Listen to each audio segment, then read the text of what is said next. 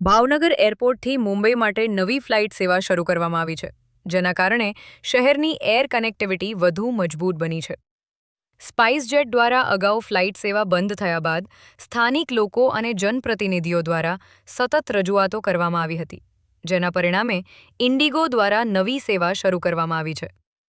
તારીખ 29 March 2026થી Indigo દ્વારા 7 દિવસ માટે મુંબઈ રૂટ પર નિયમિત ઉડાનો શરૂ કરવામાં આવી છે, જેના કારણે વ્યાપારીઓ, વિદ્યાર્થીઓ અને સામાન્ય મુસાફરોને આવન-જાવનમાં મોટી સુવિધા મળી રહી છે. નવી ફ્લાઇટ સેવા શરૂ થવા પૂર્વે એરપોર્ટ ઓથોરિટી દ્વારા મુસાફરો માટેની સુવિધાઓમાં વધારો કરવામાં આવ્યો હતો અને એરપોર્ટ પર જરૂરી તૈયારીઓ પૂર્ણ કરવામાં આવી હતી. આ સેવા ભાવનગર માટે મહત્વપૂર્ણ સાબિત થઈ રહી છે અને આવનારા સમયમાં વધુ કનેક્ટિવિટી વધવાની શક્યતા વ્યક્ત કરવામાં આવી રહી છે.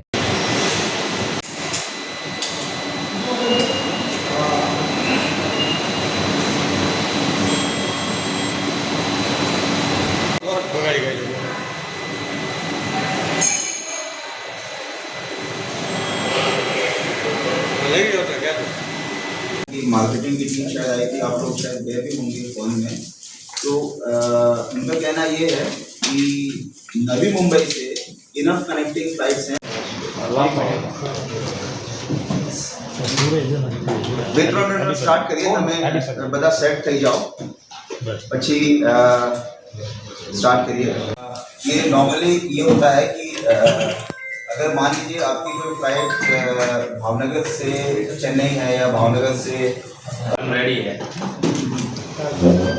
तो मित्रों आप सबने खबर है कि कालती तो नहीं था, क्योंकि एयरपोर्ट में भी बंद नहीं होता है. यहाँ हमेशा फ्लाइट्स ऑपरेशन में रही. वेंचुरा एयर कनेक्ट ऑपरेट करता था. साथ ही साथ नॉन शेड्यूल फ्लाइट्स हमारे पास, ये जब शेड्यूल फ्लाइट्स नहीं थी तभी भी हमारे यहाँ स्पाइसजेट का ऑपरेशन जो चल रहा था वो बंद हुआ. और इसके बाद जो है जो भावनगर के लोगों को जो दिक्कतें हुई फ्लाइट कनेक्टिविटी ना होने से, ये हम सभी जानते हैं.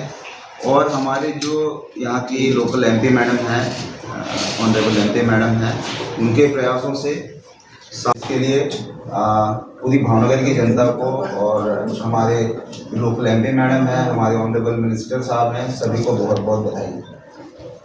तो ये शायद भावनगर की इतिहास, भावनगर के एयरपोर्ट के इतिहास में पहली बार ऐसा हो रहा है कि एक सिविल एविएशन मिनिस्टर पूछा तो फेयर डायनामिक होता है. अर्थात कि फ्लाइट्स की डिमांड जब बढ़ती है, जब लोग टिकट्स ज़्यादा बुक करते हैं तो फेयर ऑटोमेटिकली बढ़ जाता है. और वैसे इन जनरल जो अपनी उपस्थिति दर्ज की. जी, कुछ सवाल हो तो इससे रिलेटेड अगर कुछ सवाल हो तो मैं यही अनुरोध है कि इस फ्लाइट को कनेक्शन को चालू रखने के लिए अपना सहयोग दें. और सिंस आप सभी को जानकारी देने के लिए कि